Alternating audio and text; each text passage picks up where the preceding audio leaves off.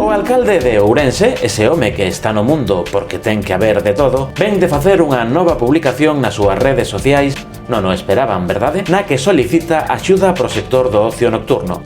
Ya que los profesionales de ciertos sectores no pueden laborar provisionalmente, el Estado y la Xunta debiera socorrerlos. E incluso hay sectores peores. El pequeño comercio puede abrir, pero está en números rojos.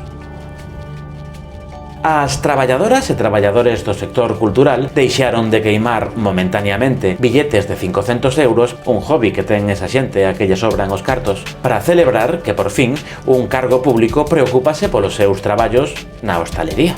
Por outra banda, en Noticias Dispersas, estamos en condicións de ofrecerlles unha información en exclusiva.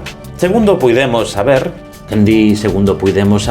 segundo nos acabamos de inventar. Somos un medio de comunicación masiva, así que contrastar a información está sobrevalorado, é cousa de hippies e soñadores. Un grupo de extremistas, radicais, indeseables, supremacistas culturais que levan meses reuníndose impunemente nos espazos públicos da cidade está considerando moi seriamente presentar unha candidatura para as vindeiras eleccións municipais.